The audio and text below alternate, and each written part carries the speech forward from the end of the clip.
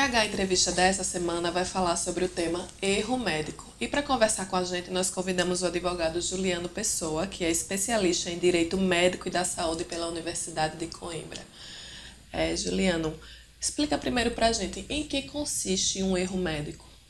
Bom, na realidade, o termo erro médico é usado de maneira mais ampla na área, né? Mas do ponto de vista do profissional de saúde em si, do médico, do profissional médico, seria toda aquela ação ou inação, né, que o profissional tem em desconformidade com a boa prática médica, ou seja, com os protocolos e com a literatura, com as evidências científicas que doutrinam a área dele, né? Então, todo ato que ele fizer ou deixar de fazer em desconformidade com essa boa prática é tido como um erro médico. A gente teria assim, alguns mais comuns. Olha, o mais comum que até os leigos têm conhecimento seria, por exemplo, no procedimento cirúrgico, onde ele utiliza uma técnica em desconformidade com o que a literatura e os protocolos recomendam, né? Então ele foge daquele procedimento que ele deveria seguir à risca, né? Ele prescrever, por exemplo, um medicamento em desconformidade com a patologia que o paciente foi diagnosticado. Então, isso também é tido como erro médico. Então, não só, como as pessoas muitas vezes pensam, não só aquela prática procedimental, né, onde ele está realizando o procedimento e se equivoca e causa algum dano para o paciente, não só dessa forma. Uma prescrição equivocada também é tido como erro médico. Um diagnóstico em desconformidade, onde ele utilizou ali na anamnese um caminho equivocado, né, com base na literatura e nos protocolos, isso também pode ser caracterizado como erro médico. E muitas vezes é bem característico também de que o erro médico ele vem seguido de um dano, geralmente, né? Seja um dano por um evento adverso de um medicamento prescrito equivocadamente ou um dano prático de um procedimento que ele está realizando ali no paciente, em loco, né?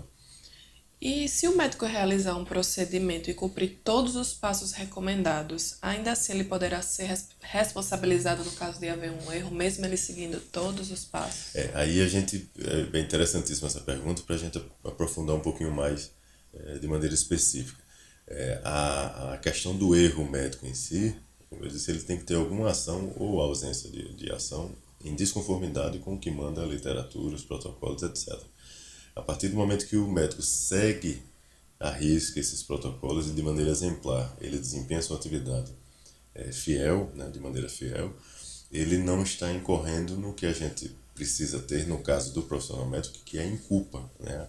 A questão do erro do médico ele tem que ser acompanhada de culpa, ou seja, por estrito senso, como nós falamos tecnicamente no direito, por três características, né? Ou ele tem que agir com culpa, por imperícia, por negligência ou por imprudência. Então, um desses três aspectos, uma dessas três características tem que estar acompanhando a prática dele, né? Então, o médico só será penalizado, o profissional médico, se ele agir com culpa. Nessa pergunta que você nos traz, o interessante é o seguinte, ele seguiu todos os protocolos, né? E a gente tem que lembrar, o paciente também tem que recordar principalmente, que a medicina não é uma ciência exata, né? Então, intercorrências podem acontecer ali, podem ocorrer no decorrer daquela prática, que são imprevisíveis muitas vezes, que mesmo o médico seguindo todos os protocolos, né, podem ocorrer. Então, nesse caso, ele estaria abarcado, né, pela literatura, pelos protocolos que ele seguiu, por tudo que ele seguiu. Então, a boa prática médica foi realizada, porém, por uma questão imprevisível, né, e muitas vezes pode decorrer do organismo de um paciente, Às do vezes perfil o de cada pessoal reclama paciente. muito da cicatrização, porque fica com marcas, e às vezes Isso, é isso. porque o paciente tem tendência Isso, queloide, né? isso, exatamente. Ele tem uma predisposição e aí não adianta, não é uma questão da prática do médico, né, da incisão que ele fez ali, é uma questão do organismo do paciente. Então isso é de caso a caso. Mas desde que ele siga os protocolos e o que manda a literatura, as evidências científicas, ele não será responsabilizado. Sempre terá que haver a comprovação e isso pressupõe que o médico, a partir do momento que ele está respondendo em algum processo, o paciente tem por obrigação, em tese, pelo menos de início, que demonstrar a culpa do profissional no caso concreto. Não é só uma simples alegação. Ele tem que demonstrar que o médico agiu com culpa no caso concreto. Certo. E quando o procedimento é realizado em um hospital, só o médico responde ou a instituição também entra Então, no processo? nesse caso geralmente os dois respondem. Há o hábito, inclusive, alguns colegas advogados às vezes até terminam demandando somente o hospital. Né? Porque a gente tem que fazer uma distinção. No caso do profissional médico, como eu falei há pouco, ele tem que ter a comprovação de culpa do profissional para que ele responda. No caso do hospital, a depender do que seja, o hospital responde objetivamente, diferente do médico. Então não precisa haver, no caso do hospital, da instituição, a demonstração de culpa. O que o paciente terá que demonstrar, no caso concreto, é que houve um dano e que esse dano tem ligação com algo que o hospital é responsável. Ou seja, um defeito numa máquina, por exemplo, no hospital, algo que deveria ter sido feito durante a sua estada em caso de internação e não foi feito. Então, seja, alguma negligência que ocorreu ali, no caso do hospital, e o hospital responde objetivamente. Basta o nexo de causalidade para que o hospital responda. E constatado o erro do profissional, em quais esferas ele poderá ser responsabilizado? Bom, ele poderá responder aí em três esferas. Uma, perante o seu órgão de categoria, né, perante o Conselho Regional de Medicina, que poderá instaurar um processo ético-disciplinar contra esse médico, ou a pedido do próprio paciente que se sentiu lesado, ou, de repente, porque chegou ao conhecimento da instituição e ele poderá, de ofício, vamos dizer assim, abrir esse processo. Além disso, ele poderá responder na seara civil, né, onde o paciente poderá buscar uma indenização para reparar esse dano sofrido, e também na seara criminal, né, a depender do que seja, o médico também poderá responder um processo crime por conta desse dano que foi causado. Então, essas três esferas podem ocorrer cumulativamente ou em separado, ou então não todas as três, somente duas, depende muito do caso em si, né, do que foi. No caso de o médico não prestar uma informação adequada ao paciente, isso também pode ser caracterizado, só o fato dele não esclarecer de uma forma que o paciente entenda o problema. Na realidade, assim, é muito pertinente essa pergunta pelo seguinte. Como você falou no início, eu me especializei na Faculdade de Coimbra, né, em Portugal, e lá é um dos berços no mundo do direito médico e da saúde. E esse é um tema que é discutido em todos os grandes congressos hoje, seja nacionalmente ou internacionalmente, discute-se muito a questão do dever de informação, né? Então, o médico tem esse dever, né? O Código de Ética Médica, inclusive, prevê essa obrigação do médico de prestar uma adequada informação, inclusive, ao paciente. E não só informar, né? Ele tem que informar numa linguagem inteligível àquele paciente. Então, ou seja, não adianta o médico chegar na frente do paciente, utilizar inúmeros termos técnicos e o paciente não entender nada do que ele falou.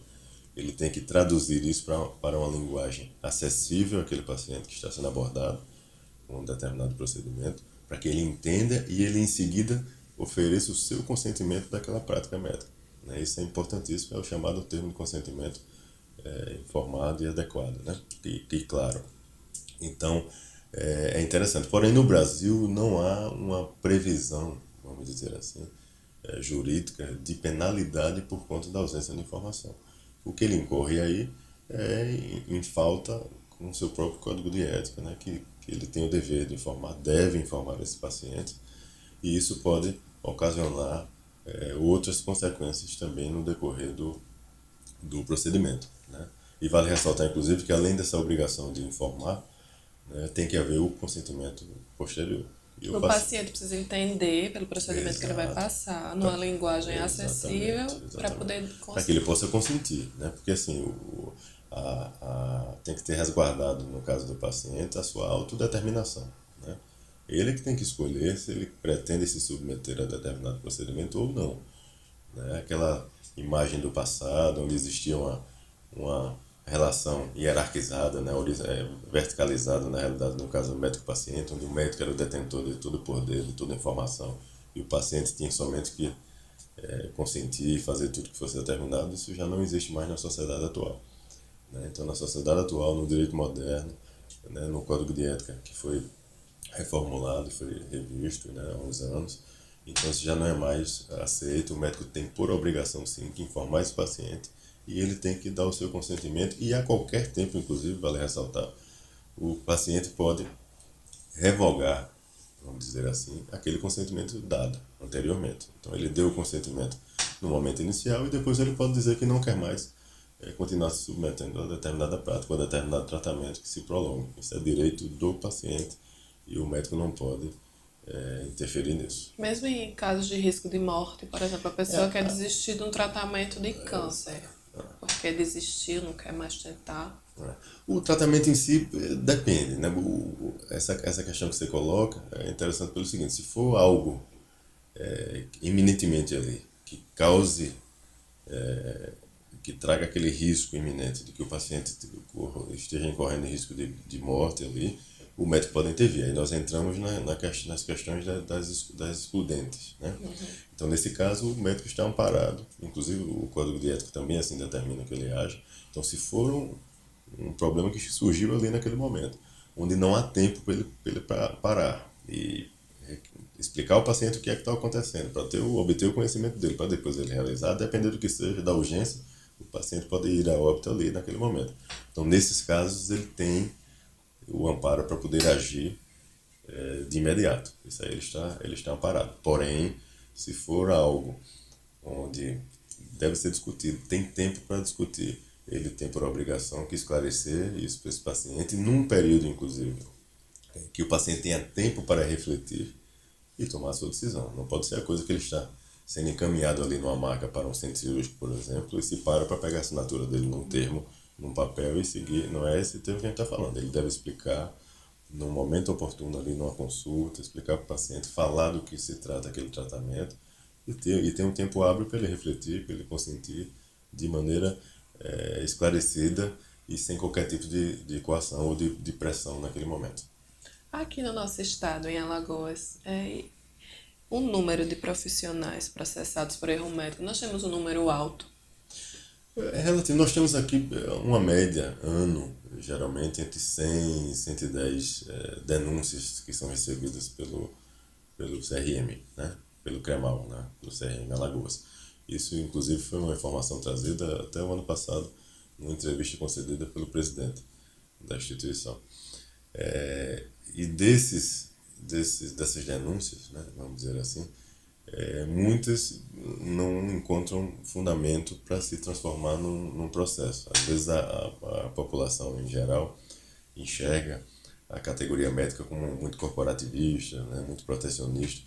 Eu que tenho uma relação profissional mais próxima, né, da categoria e dos CRMs, não só aqui em Alagoas, não enxergo dessa forma. Eu acho que há muitos julgamentos de maneira justa, rigorosa.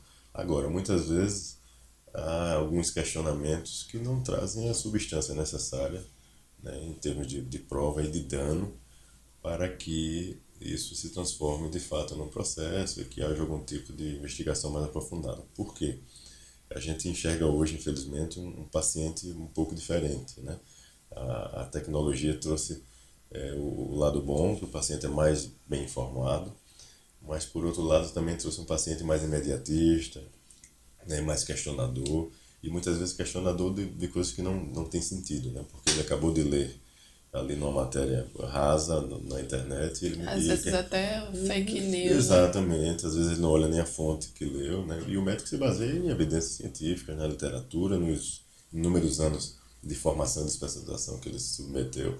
Então não é tão simples assim, né? O que o paciente precisa entender é que houve um dano, sim, ele tem que buscar ajuda, ele tem que buscar um advogado especialista, o Ministério Público, a Defensoria Pública, que for, o Conselho Regional de Medicina, para poder buscar a reparação daquele dano. Isso é fato. Agora, o que ele precisa ter em mente é que não é qualquer insatisfação que ele tem que buscar essas instituições para movimentar toda essa máquina em busca de condenar um profissional, onde muitas vezes sequer houve, de fato, no fato concreto, o erro médico. Você me fez uma pergunta anteriormente em relação ao médico seguir todos os protocolos que são determinados, se ele responderia. Às vezes tem casos assim, né? Uma consequência natural, muitas vezes, de um procedimento ao qual o paciente foi submetido, e ele acha que aquilo ali foi um dano que foi trazido para ele pelo profissional, e muitas vezes não é assim. Então tem que haver essa distinção antes de qualquer prática formal. Tem mais algo que o senhor gostaria de falar que você acha que é importante? O que eu diria, eu acho que serve até para o profissional médico, para o paciente também, de modo geral, é que eu acho que tudo consegue ser minimizado e adequado a partir de uma boa comunicação entre essas duas partes, né? O médico que está ali prestando o serviço ao paciente e o paciente que busca esse serviço. A partir do momento que essa comunicação se torna mais harmoniosa, mais compreensiva de ambos os lados, a gente minimiza muitos problemas que a gente enxerga na prática jurídica, inclusive, né? Nos chegam muitas vezes questões que se tivesse tido uma comunicação mais adequada, mais precisa, não haveria esse problema pós-procedimento. Então é uma sugestão que eu diria aqui. Eu acho que o profissional tem que estar aberto, receber esse paciente, compreendê-lo, e o paciente também tem que estar ali atento ao que o profissional está dizendo, para que não haja nenhum ruído nessa comunicação e que cause transtorno para os dois lados lá na frente. Acho que essa é a sugestão. Ok. Nós conversamos com o advogado Juliano Pessoa e esse foi o TH Entrevista dessa semana.